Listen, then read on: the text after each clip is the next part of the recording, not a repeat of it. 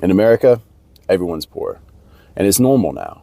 Let's be honest, for a lot of Americans, especially in rural areas, life isn't just hard, it's broken.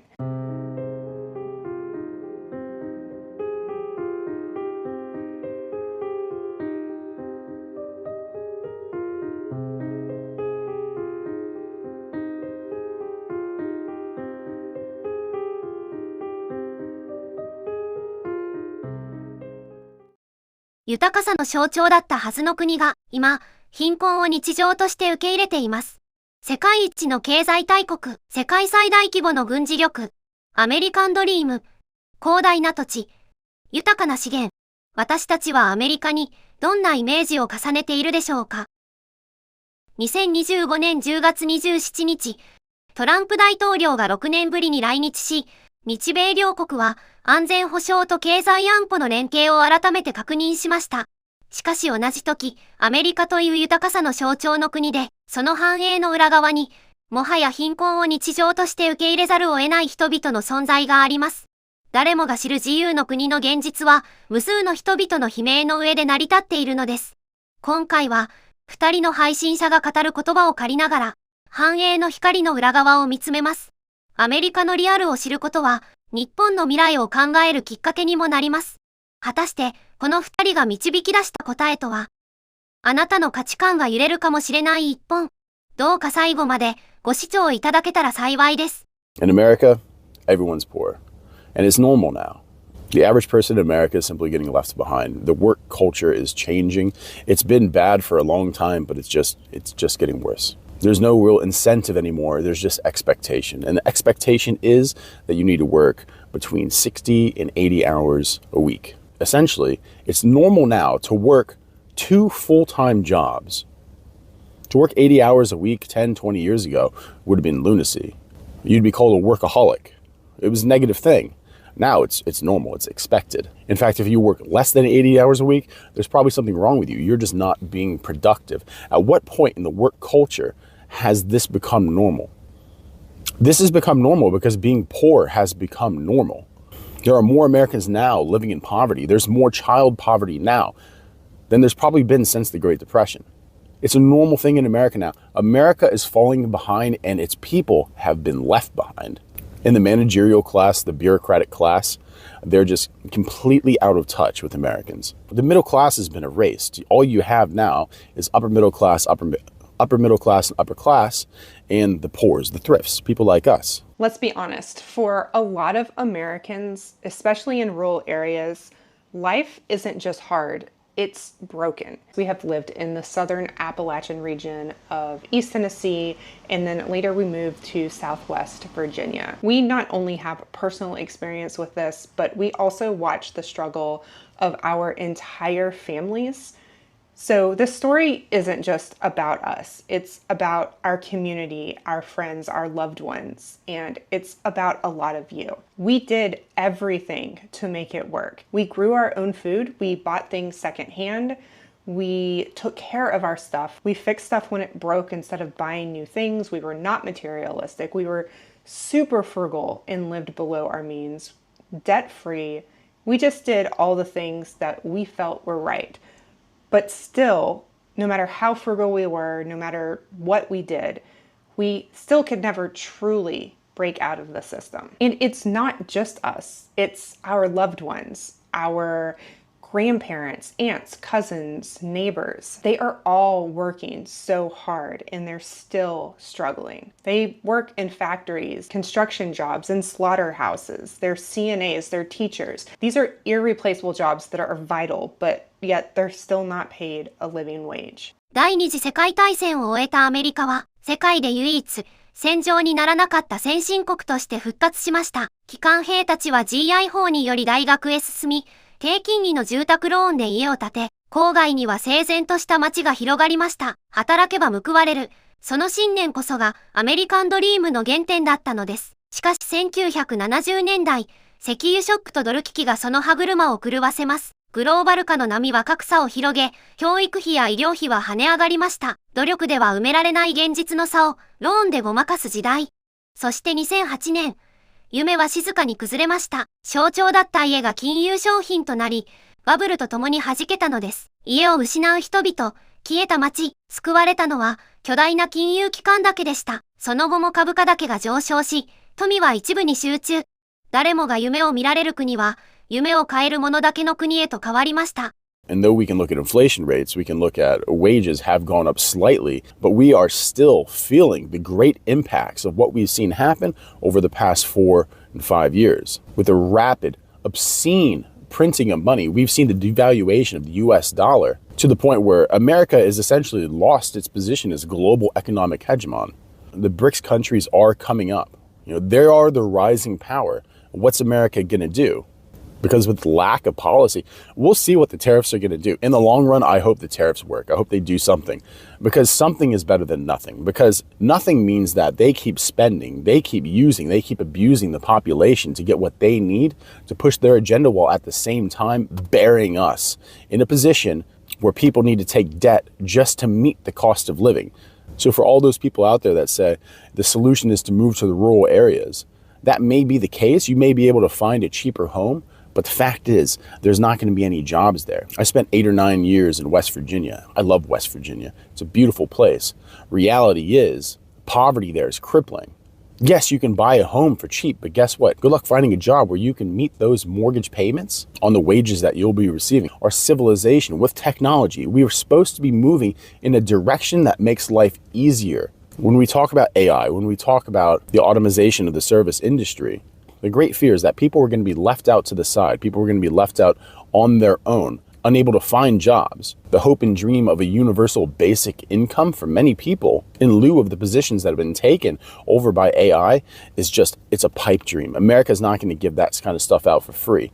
And you may say, well, during 2019, 2020, we saw stimulus checks. Why not have something like that?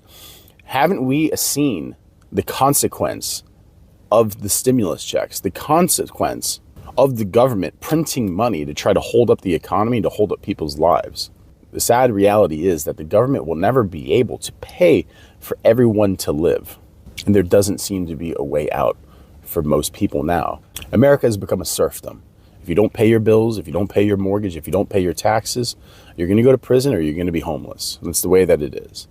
You can say, well, unemployment's the lowest it's ever been. Yes, because that's because everyone's being pressed. That's because the labor market is being squeezed for everything that it's worth. People can't work more than 60, 80 hours a week. And what happens when cost of living goes up so much that 60 to 80 hours a week won't cut it? What are people going to do then? If you think that America is an unsafe place now, I fear for what it becomes when the cost of living passes the threshold of individual ability to earn income. Because we're almost there. And I feel like this isn't a fear-mongering thing. This isn't doom posting. This is just reality. The constant fear of your car breaking down or a illness that will keep you from going to work and paying your bills, let alone a doctor's visit. One bad month that can completely wipe you out. That isn't freedom, that is survival mode. And that's what it feels like to millions of people across the US. This is the country that is the wealthiest nation in the world. And a huge percentage of the population can barely make ends meet. やがて人々は SNS の中で新しい夢を演じ始めます。見せる成功こそが現代のアメリカンドリーム。けれど、フォロワーが増えるほど孤独が深まり、アルゴリズムに最適化された自分だけが残りました。夢を持てない人々は、次第に SNS を通して怒りを共有し、そのエネルギーが政治を動かしていきました。2016年、その怒りを掴んだのがドナルド・トランプ。お前たちの夢を奪ったのはエリートだ。俺が取り返す。この言葉が分断の火に油を注ぎました。その後、政権はトランプからバイデンへ。そして再びトランプへ。この往復運動が価値観を2つに裂きました。エリート対大衆。都市対地方。保守対リベラル。その象徴が移民政策をめぐる激しい対立です。不法移民を排除すべきか、人道的に受け入れるべきか、その議論は治安、労働、福祉のすべてに影響し、各地でデモや暴動が頻発しています。If the middle class has been erased, then you have a large segment of the population, the vast majority of the population that exists within the working class now. And if the working class is being driven into ruin, This is going to spell horrible effects for everyone in America. Because you can't just import people left and right. That's not going to be the solution. You can't just call people lazy. That's not going to be the solution. You can't normalize desperation, not in this country. Because you may have a comparison, say, still to be poor in America is much better than being poor in so-and-so country. But individual expectation, what we expect our lives to be in the contract that we've agreed upon with our corporations, with our government, a failure to meet that also comes with consequences. I think for a long time, Americans have kind of sat by and watched their country go to ruin. We've sat by and watched our money get devalued into nothing. And as long as we've had some semblance of comfort to tell us that, hey, we're okay, and no one has actually stood up, no one has actually said anything, but that's coming to an end now. Look at the faces of the people around you. Look at the faces of people who are going to work in the morning in America. A 12-hour shift, a 13-hour shift a day is not normal. To wake up, to shower, to go to work, to come home, maybe have some dinner, and then to go to bed, this is not normal and it's not sustainable in America. It is wrong. This is wrong. That's not what this country is meant to be. It's not what this country is supposed to be. That is not what millions, is not what hundreds of millions, billions of people over the generations have sacrificed for us to become. Because the reality of this moment now, America has become nothing more than a farm for the wealthiest people, the managerial class, and corporations to abuse and squeeze the wealth from, because it's not coming back to America. What's scary is being one hospital visit away from losing everything. What's scary is watching people that you love break down from stress, debt, and isolation in the richest country on earth. If you are struggling right now, if you're exhausted, anxious, stressed, just know that it's not your fault. You're not lazy, you're not stupid, and you're not broken. You are living in a system that was not designed for you to succeed. It's not designed to take care of you. It's designed to extract from you. We've all been sold the same story. If you work hard enough, if you follow the rules, if you keep your head down, then you will live the American dream. But that American dream just isn't true for most of us anymore. The cost of housing, food, education, healthcare have all skyrocketed, and wages have barely moved in 40 years. Meanwhile, billionaires are tripling their wealth and corporations pay almost no taxes. This isn't a failure of individuals, it is a failure of policies by both parties that over decades have prioritized profit over people. Us in America are owned by corporations. Everything is for profit. Our healthcare, our food system, things that are basic human needs. Our government bails out banks. They let corporations outsource jobs, slash benefits, and raise prices. They defund schools and healthcare in our towns. And you are just told to pull yourself up by your bootstraps. 犯罪率も深刻です。統計的に見ても日本の比ではありません。殺人は約26倍、強盗はおよそ60倍、性犯罪も40倍近く。さらに薬物汚染もまたアメリカ全土を蝕んでいます。フェンタニルを含む薬物による過量摂取死は年間10万人規模。社会の基礎体力は静かに失われ、家族と地域が崩れていきました。教育水準も低下し、格差は世代を超えて固定化。次のアメリカンドリームを描けない若者が増えています。そして SNS とメディアは、分断をさらに拡大させました。同じ意見だけが集まる情報の部屋の中で、異なる声は敵意へと変わっていきます。夢を信じる国はいつの間にか敵を探す国へ。The future of America is bleak. Ask anyone. There's no one here that says the next 10, the next 20 years, America is going to be in a better place. Because we've not seen any change that would say that. There is something dark on the horizon in America that I think everyone kind of senses, but we don't know what it is. Some people think that's going to be World War III. Some people think it's going to be economic crash. Some people say it's going to be an internal war. And honestly, I can't say. I lean more in the direction, because all three are completely plausible at this point. But what I can say that America will probably do what it does best. When it looks like the economy is going bad, we start a conflict with someone else. I mean, that's how we drive our economy now. Military-industrial complex goes into work. sentiments of patriotism start flying around, people start joining the military to fight for a cause that is obviously going to be a lie. There's no great evil for America to fight right now. There's no 1930s Germany for America to fight right now. The enemies of the American people are within America. And at some point, the ability for Americans to work so much just to survive in America, eventually that's going to be gone. They say that you should downsize to make life easier, but how far can you downsize? It's not normal for people to live in vans. This isn't a normal thing. It's not normal for 40-year-old men, 50-year-old men to have 3 or 4 roommates to pay off a mortgage. It's not normal for people not to be able to buy a home. It's not normal for people not to be able to start a family. It's not normal for people not to be able to buy healthy food. It's not normal, but they've made it normal. But out of necessity, it's been normalized. Poverty in America has been normalized. You being poor is the new normal. And they say, shame on you if you're not working 80 hours a week. So what can we do? What can we do as normal Americans? I mean, other than watch out for ourselves, create smaller communities, have each other's back. But the thing is, that's been destroyed in America. The sentiment of community, the idea of community has been destroyed. People don't have each other's back anymore. How many of you watching this video now actually know your neighbor? How can you have community? How can you expect anyone to have your back outside of your family, if the family even exists anymore, if you can't even remember anyone's name? Because you don't have time. Because you're working 80 hours a week. So how are you going to know your neighbors? How are you going to have time to have barbecues with your friends? Or even at the most basic level, hop on the sticks and play some multiplayer with your friends? You don't have that either. You don't have anything. I am a normal person. I am a family man. I have to think about the future. I can't just think about the self. And this country is moving in a very dark direction, and it's left us behind. We have personally lost family members due to the healthcare crisis in the US. We have watched families not only lose their lives, but their homes.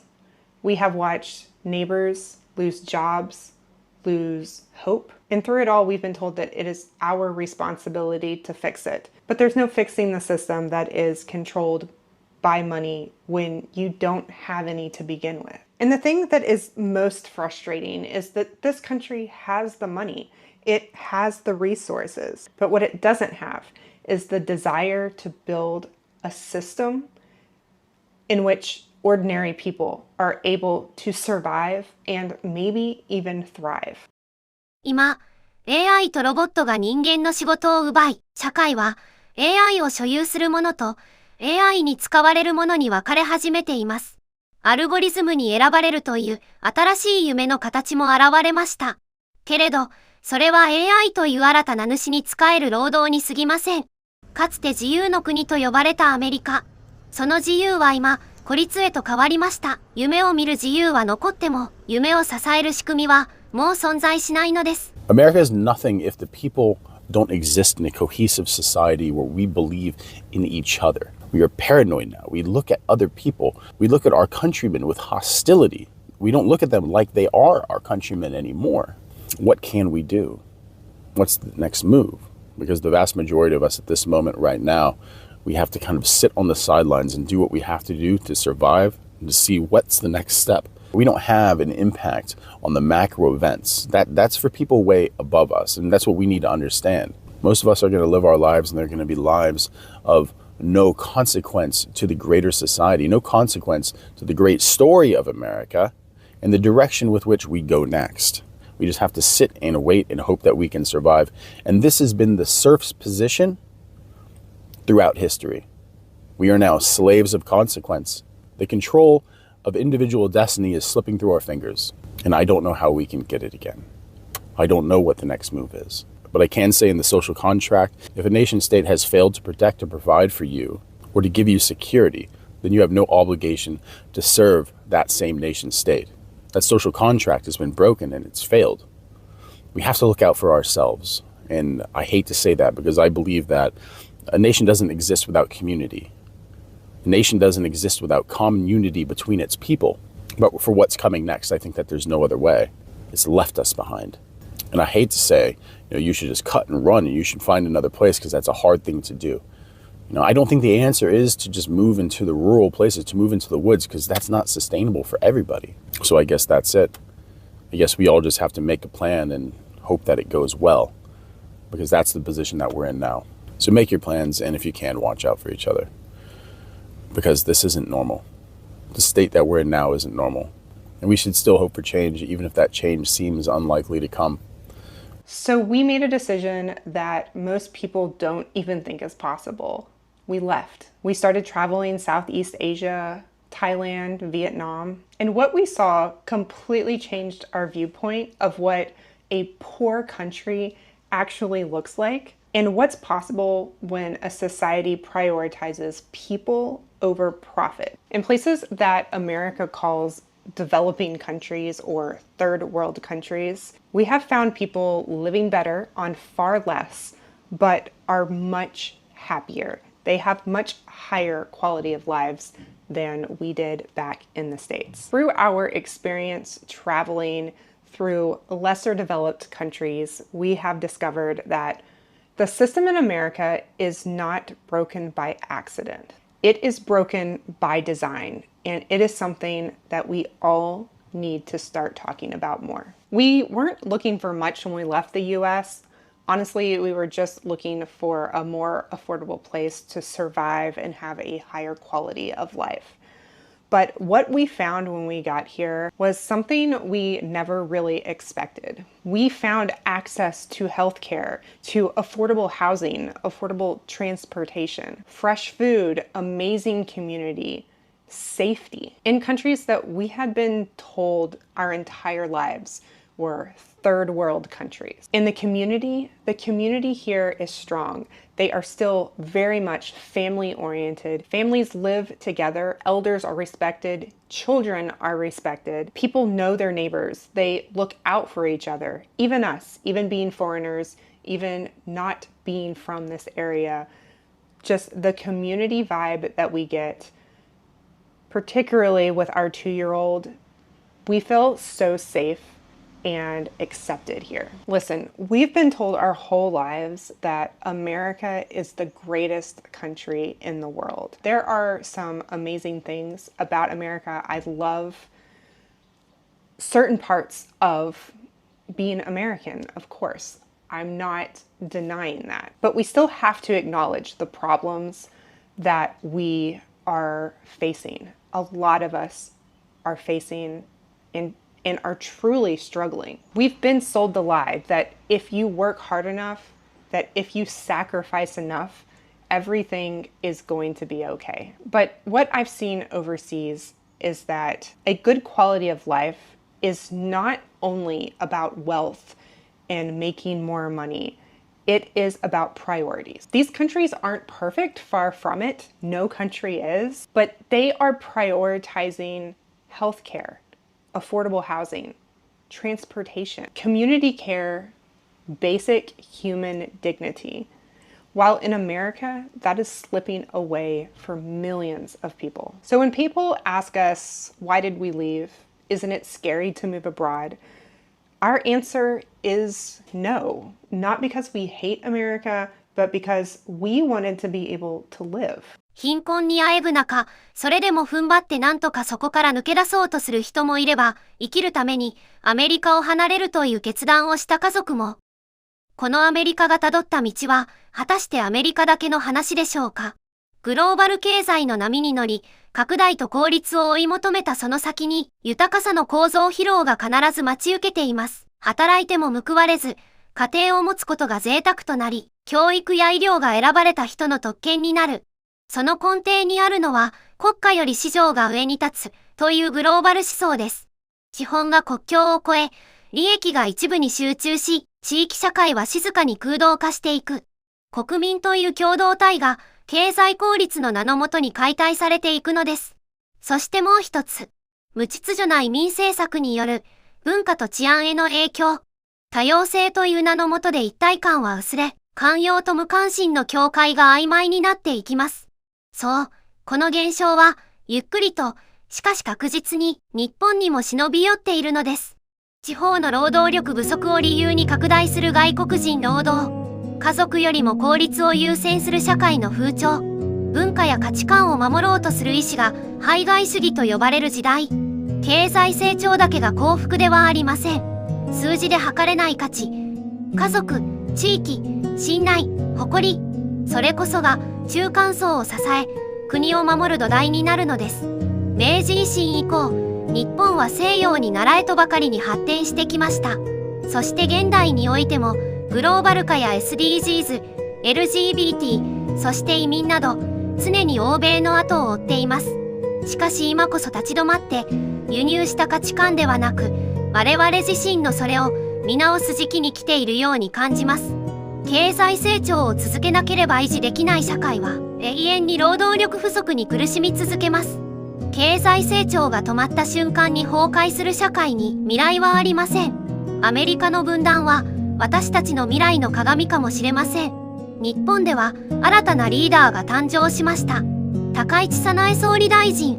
彼女の掲げる国家の尊厳、経済安全保障、自立した日本という言葉は日本が失いつつあった誇りを呼び覚まします。一方で世界ではグローバル経済という大きな潮流が今もなお政治の現実を縛っています。高市政権が反グローバリズムへ舵を切るのか、それともグローバリズムの流れにそのまま邁進するのか、そもそも彼女の国家観の本質は何か、その見極めこそ私たち国民に課せられた最大の責任ではないでしょうか。政治とは国民の鏡です。もし私たちが人を中心に据えた社会を本気で望むなら、政治もまたそこへ導かれて変わっていくはずです。もちろん目先の利益を演出するような政策に満足するという選択だってあります。問われているのは私たちの政治家を見る目と選択なのです。今世界は分断と疲弊の時代を生きています。だが私たちはまだ選べる。